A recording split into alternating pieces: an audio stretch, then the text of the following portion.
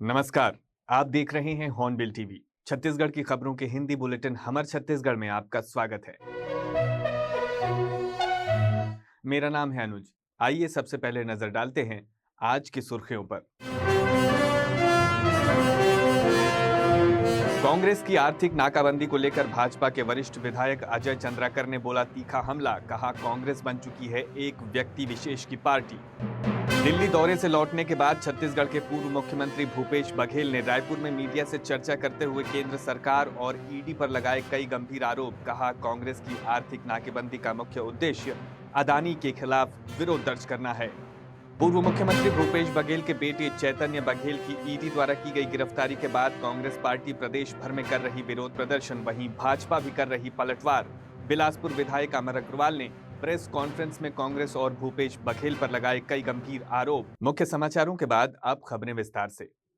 कांग्रेस की आर्थिक नाकेबंदी को लेकर भाजपा के वरिष्ठ विधायक अजय चंद्राकर ने तीखा हमला बोला है। उन्होंने कहा है कि कांग्रेस अब एक व्यक्ति विशेष की पार्टी बनकर रह चुकी है और उसकी राजनीति का केंद्र बिंदु केवल वही एक व्यक्ति रह गया है। चंद्राकर ने सवाल उठाया कि कांग्रेस का प्रदर्शन आखिर किस उद्देश्य के लिए किया जा रहा है, ये आर्थिक नाकेबंदी किसके लिए की जा रही है। उन्होंने कांग्रेस पर तंज कसते हुए कहा कि जब आदिवासी नेता कवासी लखमा के साथ अन्याय हुआ तो कांग्रेस के विधायक देवेंद्र यादव ने कोई आंदोलन क्यों नहीं किया। इससे स्पष्ट है कि पूरी पार्टी एक व्यक्ति पर केंद्रित होकर काम कर रही है और जनता के मुद्दों से उसका कोई लेना देना नहीं रह गया है। उन्होंने कहा कि कांग्रेस की ये राजनीति जनता की जवाबदेही से दूर होती जा रही है। पूर्व मुख्यमंत्री भूपेश बघेल द्वारा मेरे बेटे को देश भर के लोग जान गए वाले बयान पर प्रतिक्रिया देते हुए अजय चंद्राकर ने कटाक्ष किया। वहीं उपराष्ट्रपति के इस्तीफे को लेकर दिए गए भूपेश बघेल के बयान पर चंद्राकर ने चुटकी लेते हुए कहा कि बघेल को अब राजनीति छोड़कर मौसम विभाग में चले जाना चाहिए, क्योंकि वे मौसम वैज्ञानिक जैसी भविष्यवाणियां करने लगे हैं। उन्होंने उपराष्ट्रपति के दीर्घायु जीवन की कामना करते हुए कहा कि इस तरह की बयानबाजी बेहद गैर जिम्मेदाराना है। एक बात बताइए मुझको, इस प्रदर्शन का क्या उद्देश्य है, किस लिए कर रहे हैं, क्यों कर रहे हैं, पहले तो ये समझाइए। दूसरी बात है, विकास उपाध्याय जेल निरुद्ध थे। विकास उपाध्याय बोलता हूं, देवेंद्र यादव जेल निरुद्ध थे, तब आंदोलन क्यों नहीं हुआ? वो विधायक नहीं थे।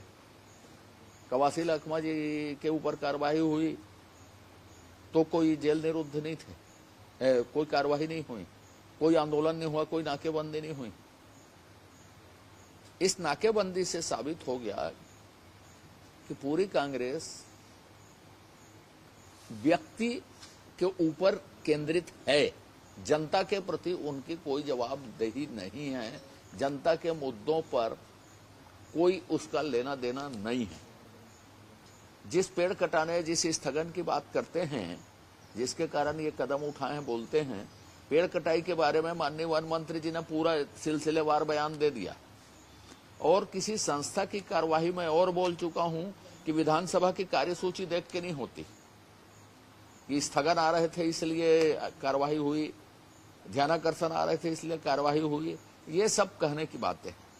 इसलिए इस आंदोलन का कोई भी उद्देश्य नहीं है। ये बात साबित हो गई कि इनको अन्य विधायक, अन्य कार्यकर्ताओं से मतलब नहीं है। ये व्यक्तिनिष्ठ पार्टी है। पूरी भूपेश बघेल जी नेता साबित हो गए इस आंदोलन से कि पूरा कांग्रेस उसके पीछे है।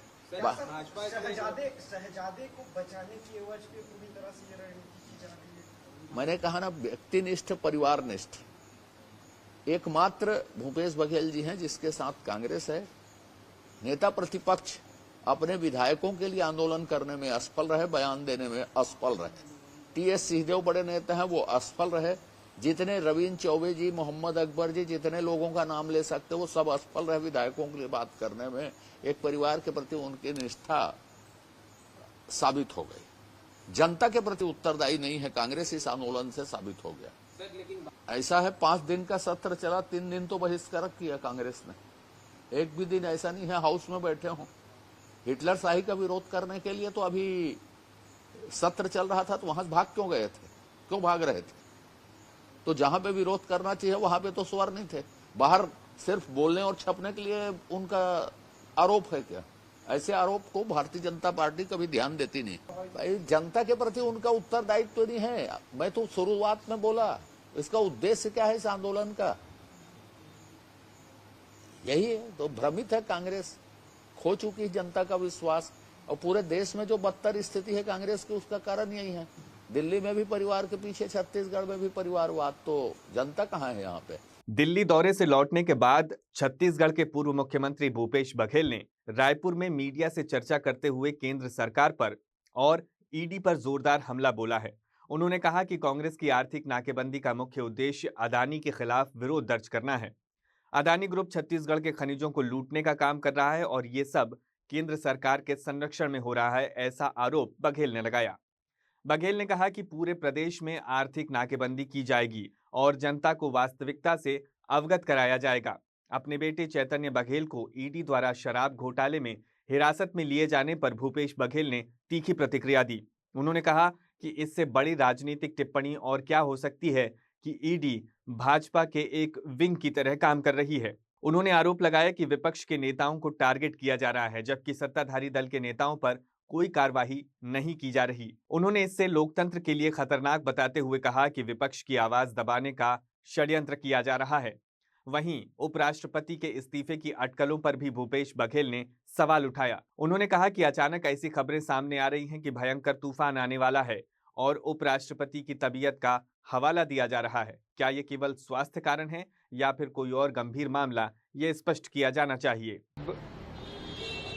इससे बड़ी टिप्पणी और क्या हो सकती है। ये केंद्र सरकार के खिलाफ है। ये ईडी के जो स्वायत्त शासित संस्था है और जिस प्रकार से भारतीय जनता पार्टी के एक विंग के रूप में काम कर रही है, तो ये बड़ा तमाचा है कि ईडी वालों को कहा कि भाई आप अपना काम करें, राजनीतिज्ञों को राजनीति करने दें। लेकिन जिस प्रकार से पूरे देश में हालात बने हैं कि विपक्ष के लोगों को टारगेट करके ये सारी कार्रवाई की जा रही है, जबकि आपको पता है कि इन्होंने राज्यसभा में उत्तर दिया था, उसके मंत्री ने 193 नेताओं के खिलाफ कार्रवाई की और उसमें दो व्यक्ति के वो प्रमाणित कर पाए, मतलब 1% इनका स्ट्राइक रेट नहीं है। तो पूरे देश की स्थिति ये है कि इसका दुरुपयोग राजनीति साधने के लिए खुद तो कुछ कर नहीं पा रहे हैं, जो विपक्ष में उसकी छवि खराब करना, पार्टी की छवि खराब करना और तोड़ने का काम, चाहे हेमंता विश्व शर्मा की बात करें, अजित पवार की बात करें, चाहे वो शिंदे की बात करें, चाहे और किसी नेता चौहान की बात करें। ये बहुत सारे उदाहरण हैं जो ये बताता है कि इन एजेंसियों के दुरुपयोग करके इस प्रकार से तोड़ा गया। सर, ये उपराष्ट्रपति को कैसे देखते हैं? ये सीधी सी बात ये है कि कल तो मैं भी था चेंबर में, हमारे खड़गे जी के जन्मदिन भी था और मिला भी और यहाँ हालात के बारे में बताया भी। उसी समय मीटिंग हुई, मतलब ये है कल के मीटिंग में वो थे, स्वस्थ थे। 4 बजे की जो पहले 12:30 बजे की मीटिंग है, मेरे सामने ही जयराम रमेश जी वहाँ से गए मीटिंग के लिए, अनुमति लेके गए खड़गे साहब से, और तिवारी जी भी गए वहाँ। दूसरी मीटिंग 4:30 बजे, 2 मंत्री जो लीडर हाउस है वो आए नहीं, नड्डा जी, और उसके बाद इस्तीफा हो जाना, तो स्वास्थ्यगत कारण तो नहीं है, ये कोई और गंभीर मामला है जो अचानक सदन चलते उपराष्ट्रपति का इस्तीफा हो जाना, मतलब ये है कि भयंकर तूफान आने की सूचना है। पूर्व मुख्यमंत्री भूपेश बघेल के आवास पर ईडी की छापेमारी और उनके पुत्र चैतन्य बघेल की गिरफ्तारी के बाद जहां कांग्रेस पार्टी प्रदेश भर में विरोध प्रदर्शन कर रही है, वहीं भाजपा ने भी इस मुद्दे पर तीखी प्रतिक्रिया दी है।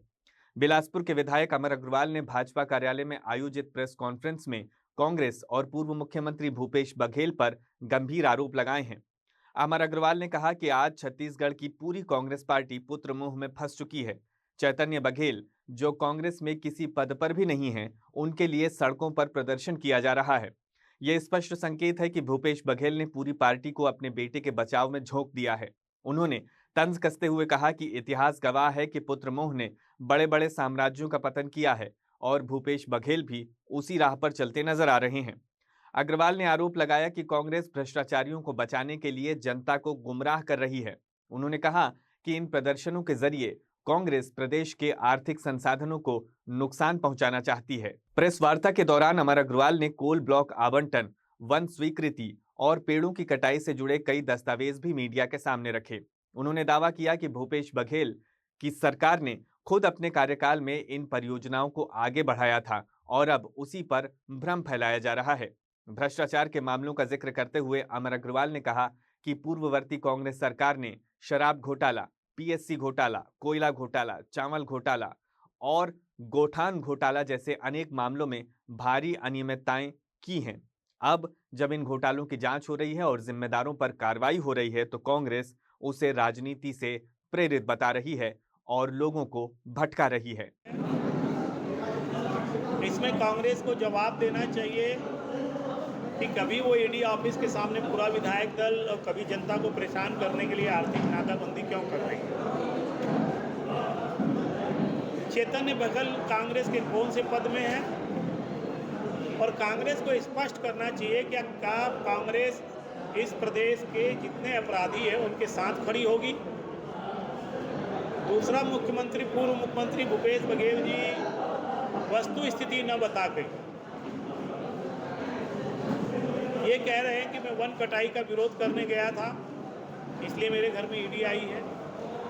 जिस तमनार में वो विरोध करने गए थे उसके फॉरेस्ट क्लियरेंस की रिकमेंडेशन उनके मुख्यमंत्री काल में हुई। ये दोहरा मापदंड कि आप स्वीकृति दिलाओ, बाद में विरोध करो और अनन्य कारण से आप आरोप लगाओ, बल्कि वस्तु स्थिति उनको ये बताना चाहिए कि इस प्रदेश के शराब घोटाले का 3200 करोड़ रुपया, जिसमें से 1000 करोड़ रुपए का उनके ही साथी का बयान है कि उन्होंने चैतन्य बघेल को दिया है, उसके बारे में उनका क्या कहना है। ये आर्थिक नाकेबंदी जो कांग्रेस कर रही है, क्या लगता है कि उनके अन्य नेताओं को बचाने के लिए आर्थिक नाकेबंदी की जा रही है? नहीं, वो तो सीधा चैतन्य बघेल के लिए कर रही है जो किसी पोस्ट में नहीं है। ये कांग्रेस का मानसिक दिवालियापन है। अमर जी, एक आखिरी सवाल था, धर्मांतरण के मुद्दे जो है। नहीं, देखिए आज विषय दूसरा है, अपन उसके बारे में कभी अलग से चर्चा करेंगे। वाणिज्य, उद्योग एवं श्रम मंत्री लखनलाल देवांगन ने कोरबा के टीपी नगर स्थित भाजपा कार्यालय में आयोजित प्रेस वार्ता के दौरान कांग्रेस और पूर्व मुख्यमंत्री भूपेश बघेल पर जमकर निशाना साधा।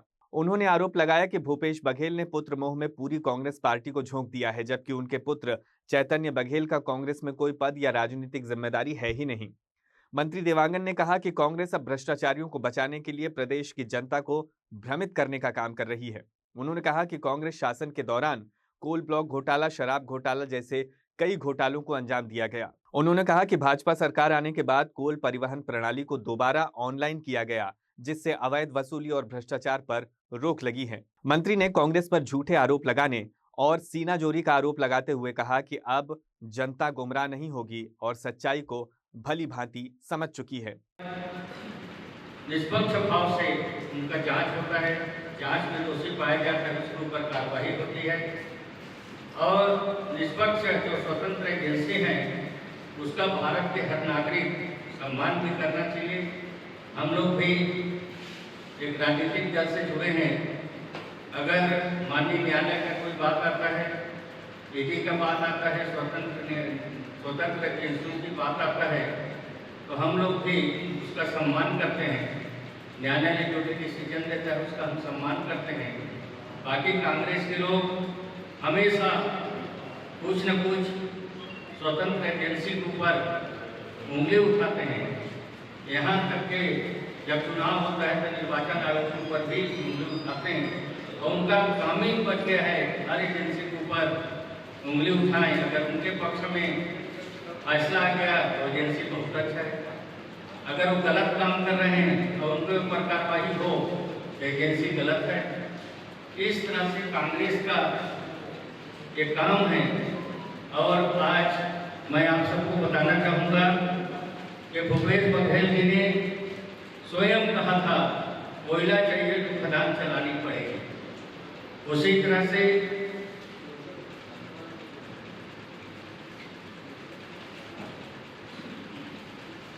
कोयला चाहिए तो खदान चलाना चाहिए, वो भी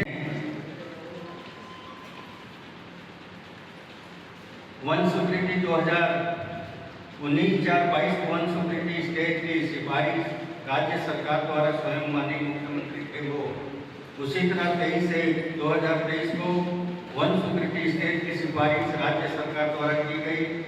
महाराष्ट्र में तत्कालीन सरकार उद्धव ठाकरे शिवसेना महाविश्वासधारी युतियों गठबंधन के साथ छत्तीसगढ़ में तत्कालीन सरकार ने कोल माइनिंग का एग्रीमेंट किया 21/3/2021 के 27/9/2019 को जन सुनवाई पर्यावरण अनुमति हेतु राज्य सरकार द्वारा आयोजित की गई। कांग्रेस सरकार के द्वारा 16/10/19 को पर्यावरण स्वीकृति के लिए सिफारिश मुख्य को भेजी गई, राज्य सरकार की सिफारिश भेजी गई। इसी तरह से अनेकों इतिहास उनका है और आज जब वो काम आगे बढ़ रहे हैं। विश्रामपुर क्षेत्र के अंतर्गत केतकी प्राइवेट खदान में मजदूरी के भुगतान को लेकर ठेका मजदूरों ने यूनियन के नेतृत्व में क्रमिक भूख हड़ताल शुरू कर दी है। 5 दिवसीय इस आंदोलन की शुरुआत रविवार को एटक के केंद्रीय महासचिव अजय विश्वकर्मा और कांग्रेस जिला प्रमुख नरेश राजवाड़े की उपस्थिति में की गई। आंदोलनकारियों ने खदान प्रबंधन और एससीसीएल के खिलाफ जमकर नारेबाजी की। मजदूरों का आरोप है कि लंबे समय से उन्हें समय पर मजदूरी नहीं दी जा रही है, साथ ही कई सुविधाओं से भी वंचित रखा जा रहा है। अपने संबोधन में कांग्रेस नेता नरेश राजवाड़े ने कहा कि खदान और एससीसीएल प्रबंधन का ये रवैया मजदूरों के आर्थिक शोषण का स्पष्ट उदाहरण है।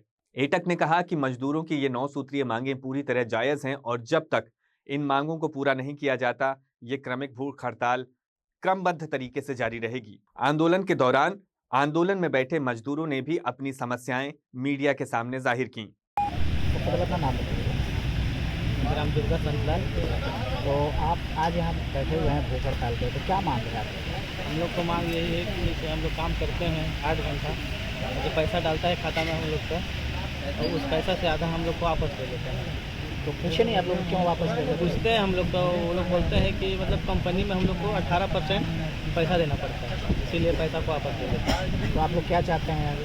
हम लोग चाहते हैं कि हम लोग को पूरा वेतन मिले, नहीं मिलेगा तो हड़ताल के ज़्यादा जो आओ आगे तक आओ जाएंगे, जहाँ इसका मतलब समाधान होगा वहाँ तक जाएंगे हड़ताल के लिए। मान लीजिए देखिए, ये केतकी खदान में एससीसीएल का खदान है केतकी, यहाँ पे जो ठेका मजदूर हैं उनका आधा पैसा ठेकेदार वापस मांग लेता है। जो हाई पावर कमेटी है उसका जो नियम है उसके हिसाब से एक दिन का मजदूरी 1285 रुपये होता है।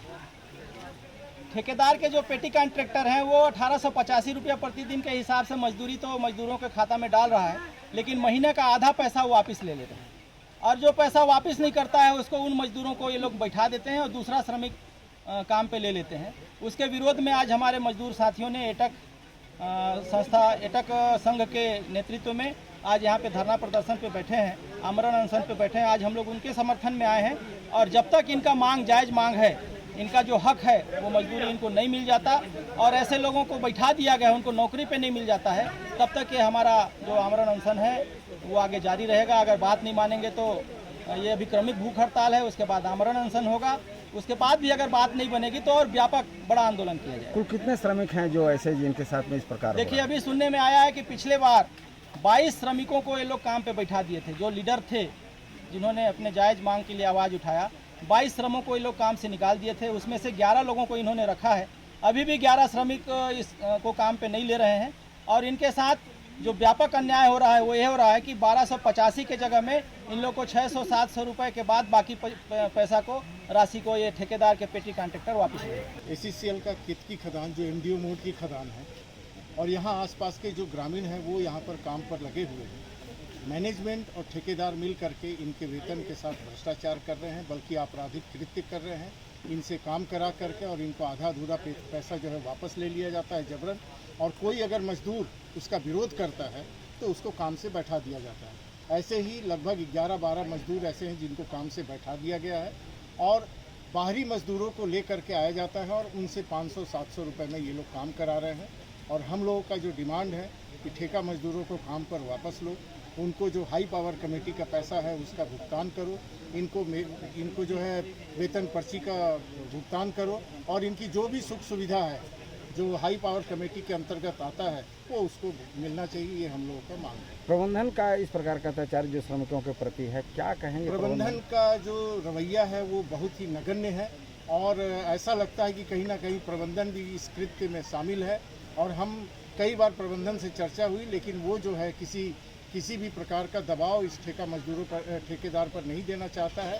और अगर यदि प्रबंधन चाह ले तो ठेका मजदूरों को हाई पावर कमेटी का भुगतान हो सकता है। प्रबंधन अगर इनके श्रमिकों की मांग को नहीं मानता है तो आगे का कार्यक्रम क्या रहेगा? देखिए, अभी तो हम लोगों का ये चरणबद्ध आंदोलन है, ये 5 दिवसीय क्रमिक भूख हड़ताल है और उसके बाद फिर आमरण अनशन है। उसके बाद भी ठेका मजदूरों की डिमांड को पूरा नहीं किया जाता है तो ये खदान जो है अभी जो चलने की स्थिति में है, इसके अंदर जाकर के हम लोग आंदोलन करेंगे और खदान को बंद भी कराएंगे, ये मैं आप लोग को कहना चाहता हूँ। धमतरी जिले के कलेक्टर परिसर में उस वक्त हड़कंप मच गया जब एक युवक ने जन दर्शन कार्यक्रम के दौरान अपने ऊपर पेट्रोल डालकर आत्मदाह करने का प्रयास किया। मौके पर तैनात पुलिस जवानों ने तत्काल सूझबूझ दिखाते हुए युवक को आग लगने से रोक लिया और उसे हिरासत में लेकर रुद्री थाना ले जाया गया। मिली जानकारी के अनुसार आत्मदाह की कोशिश करने वाला युवक ग्राम डोमा निवासी करण सोनवानी है। युवक का कहना है कि वो भूमिहीन है और अपने परिवार के साथ कच्चे मकान में रहकर मजदूरी करता है। करण ने बताया कि वो पिछले 2 वर्षों से प्रधानमंत्री आवास योजना के तहत आवास की मांग कर रहा है, लेकिन अब तक उसे इस योजना का लाभ नहीं मिल पाया है। करण ने आरोप लगाया कि पहले उसके पिता के नाम से पीएम आवास स्वीकृत हुआ था, लेकिन ग्राम पंचायत के कुछ लोगों ने उसके पिता का नाम सूची से हटा दिया। इस अन्याय से परेशान होकर वो जनदर्शन में पहुंचा और आत्मदाह का प्रयास किया। घटना के बाद कलेक्ट्रेट में अफरा तफरी मच गई। मौके पर मौजूद पुलिस ने स्थिति को नियंत्रित करते हुए युवक को सुरक्षित हिरासत में लिया। इस मामले में जिला प्रशासन की ओर से अपर कलेक्टर रीता यादव ने कहा कि पीएम आवास योजना के तहत किसी भी लाभार्थी का चयन ग्राम सभा के अनुमोदन प्रक्रिया के बाद ही किया जाता है। मामले की जांच कर आवश्यक कार्रवाई की जाएगी। डोमा यहाँ आवेदन देने के लिए आए थे, मतलब आवेदन दे चुके हैं 7-8 बार, लेकिन कोई सुनवाई नहीं, कोई कार्रवाई नहीं हो रहा है। तो इसी वजह से हम लोग यहाँ, मैं आया था यहाँ आत्महत्या करने के लिए। क्या आवेदन देने आए? वही जो हम लोग का आवास आया है, तो गाँव के लोग आवास के नाम को काट दी है, तो उसी के लिए आया था मैं यहाँ। तो फिर 7 से 8 बार आ चुके हैं यहाँ। मीडिया में कई बार भी हम लोग का न्यूज चला गया, पेपर आउट हुआ था, फिर भी कोई सुनवाई नहीं, कोई कार्रवाई नहीं हो रहा है। क्या लेकर आए थे?